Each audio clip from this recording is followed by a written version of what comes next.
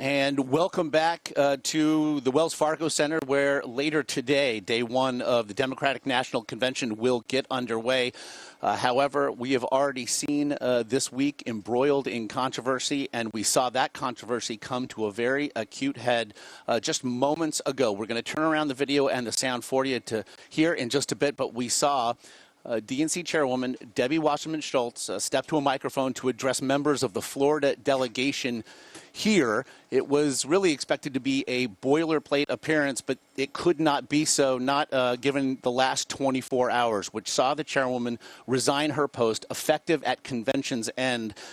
In the aftermath of a DNC leak, which seemed to reveal that the DNC had, in fact, conspired to favor the campaign of Hillary Clinton over that of Bernie Sanders. Perhaps speaking to what we just saw at that delegation appearance by Wasserman Schultz. To discuss it all, we have our esteemed CBSN panel. We start with CBSN political contributor, Democratic strategist, founding partner of 270 Strategies, Linda Tran. Linda, also the communications director for Tim Kaine during his time as governor, an expert on all things here this week. Next to her, Democratic strategist Liz Smith, and last but certainly not least, Leslie Sanchez, a CBSN political contributor and Republican strategist. So let's start, Linda, with you. There's been a lot of discussion just in the last 12 hours or so as Debbie Wasserman Schultz has remained officially on the schedule to gavel in proceedings today and then deliver remarks. It was thought that could be a risk, although it had been discussed in terms of potential. But given what we just saw, is there any way that this party and that the campaign can afford to let her step to a microphone here tonight? I think that they're in a really tough position because they essentially have to at this point. They went out very publicly yesterday saying that she's going to be gaveling in, gaveling out, as you said, delivering remarks, which should have been a pretty straightforward presentation this morning. Clearly has been an opportunity for especially Bernie Sanders supporters to really be in her face and vocalize their upset feeling about her being in the place that she's in. Yesterday, we also heard that there were 1,000 Bernie Sanders protesters marching towards Convention Center, and we've started to hear whisperings that there may be other disruptions plotted throughout the course of this week. And so I think this might be only the beginning. You know, Liz, it would seem that the Democrats could be looking to repeat a history just days old. We saw what happened day one of the GOP convention, the contested floor, the floor fight with regard to Cruz delegates. We saw how that ended for Ted Cruz 2 days later last week. What are your thoughts here? Well, let's be clear. This was her home state delegation. And imagine what is going to happen when she sets foot on the floor here today. Look, I think it's a disaster. And I think that clearly they were trying to give her some sort of concession for stepping down to let her, give her the opportunity to gavel in the convention. But I think it's going to be a big mistake. And I think we'll see a repeat of what we saw at the Florida breakfast this morning. And, a repeat maybe of what we saw at the Republican convention. Leslie, it was those were moments at the Republican convention you watched right alongside all of us here. What to make of history then repeating itself? There's always this amount of disillusion that candidates have. They think that they can go into their state party delegation, and that those are the most loyal supporters, and really kind of give them the benefit of the doubt, receive the benefit of the doubt, and tell a different type of story. They try to weave that together. It did not work for Senator Ted Cruz. He went in there, he was booed. It was a hostile takeover, so to speak, of the delegation because they felt he was not loyal to the party. In this case, the similarities are you have so many delegates and party leaders that feel that they were not loyal to the process. So they're going to get this kind of populist, uprising. And it doesn't matter whether you're Republican or Democrat. People want a fair system, and they want loyalty to some degree. Now, Linda, this is a four-day event that is to be highly choreographed. This is an effort to create a narrative, to tell a story, especially, again, about a candidate that many in America feel they already know, for better or for worse. This is the sort, it would seem, of self-inflicted wound that not only can they not afford, but they certainly can avoid. Again, what, if nothing else then, are the optics for Hillary Clinton at this point? She told our Scott Pelley in an interview on Saturday, just as this broke, that she knew nothing of the hack in question, and that she certainly did not support the beliefs of the emails that Scott read to her. But this is also a candidate who has major issues with regard to honesty and trustworthiness. And again, the optics here are not good. The optics are not good, and you're exactly right. Part of the purpose of having the convention is to tell this broader story, to make the American people feel like they know their nominee or they know the Democratic nominee a lot better. And the visual of having people protesting and waving these signs about emails, even though Hillary Clinton herself is not in the room, is not great. That said, I don't think at the end of the day that everyday voters actually care so much about the inner workings of the party or what happened with the DNC chair. They do fundamentally care about the issues that are in front of them, and they care about what the candidate is saying they're going to do to solve those problems that are in their everyday lives. And yet, on the other hand, you know, Liz, discussion of this has swallowed the 24 hours heading into tonight. There was a disconnect, and frankly, we heard that from a lot of Republican strategists saying, look, they don't care about charges of plagiarism with regard to Melania Trump's speech. Look, they don't really care that Cruz delegates aren't happy. But Liz, this has dominated discussion here. Yes, and I completely agree with Linda on one hand, which is that, is this an insider discussion? Yes.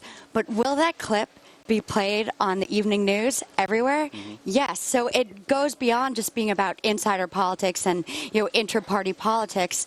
And I think, you know, it's probably too late to unring the bell. And I think she's probably locked in here. But it is problematic for the Democratic Party. Although this is the good thing, is that it's a learning experience. And hopefully we can learn from her disastrous tenure as the chair and have someone who's a little bit more competent and a little bit more willing to, you know, not tip the scales in one candidate's favor in the future. So, Leslie, we look at the speakers lined up tonight, just in the 10 o'clock hour alone, when national networks will take the proceedings. Senator Cory Booker on that shortest of short lists for VP. Senator Elizabeth Warren. Something of a lightning rod throughout, but certainly a big name. The First Lady, Michelle Obama, slated to speak. And now Senator Bernie Sanders, who had been slated to speak in the 9 o'clock hour, has been moved after all of them. Can sheer star power overcome what might otherwise be the dominant theme after a day one here? It's really hard to unpack all of that and unravel the work that's been done. The theme throughout is that it is a rigged system. There is no tolerance on either side for that kind of overt bias one way or the other. That's going to be the challenge. So even though Bernie Sanders, the interesting part will be he comes forward and he says we have to do anything to ensure we don't elect Donald Trump, but you still have a good portion of his supporters who have yet to buy that message, and now this just adds fuel to the fire. Go ahead. Well, this is what I'd say is, you know, polls show 85%, 90% of Bernie supporters are supporting Hillary Clinton. But the 10% that aren't are the loudest ones. And I think that's what will be the problem here. Some polls do. Some other polls say that 57% of Bernie Sanders supporters, that they are going all over the Green Party to Libertarians, 5% maybe going to Donald Trump. With the Libertarians, So what role, too, Leslie, does, you know, as the GOP convention played out last week, Democrats and certainly the presumptive nominee who will become the official nominee, largely silent. They let it play out. Hillary Clinton told our Scott Pelley in an interview, look, I'm not going to call him anything. I'm not going to respond when he calls me Crooked Hillary. I don't choose to engage in that sort of discourse. We have already seen the GOP's nominee become a social media provocateur. He seems to be tweeting by the minute right now, looking to drive this wedge between Sanders supporters and those in the Clinton camp.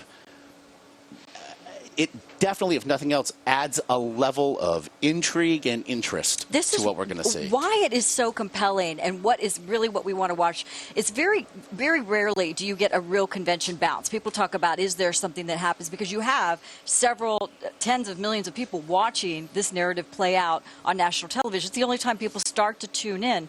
But only in 92 with Clinton, and 88 with George H.W. Bush, and even going back to 68 with Nixon, did you see a bounce actually turn the course of the election, and they ran it all the way to November. That's what Trump's trying to do. He's trying to turn this fiasco into his opportunity. He's beating on this consistently, and it may turn the tide. For these voters, particularly the wedge in the Democratic Party, is the people that feel it was a rigged system. And in many ways, our coalition on the Republican side was not connected until till Cruz imploded.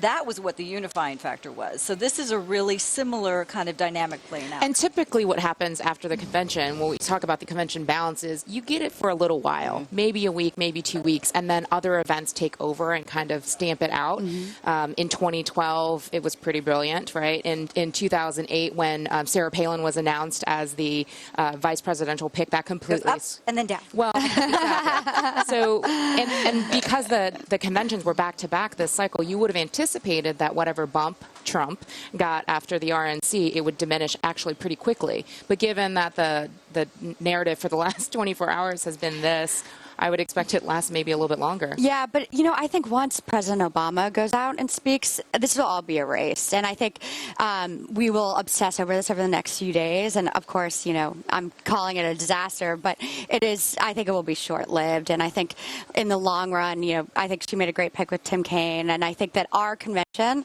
will be a lot better organized, a lot more energized than the Republican one. Bringing it back. Of course, it could start with, as we just saw, a whole lot of booze as the gavel first strikes. It looked like a scene from Game of Thrones with Cersei Lannister. Yeah. Shame, Yeah. shame, shame. I mean, one could argue that that's not a good look for a party as its convention gets underway. Right. That's a lot of energy, though. We can all agree. Very Not the kind of energy we're looking for. energetic You moment. were specific. And an energetic segment. Ladies, thank you all. Thank you.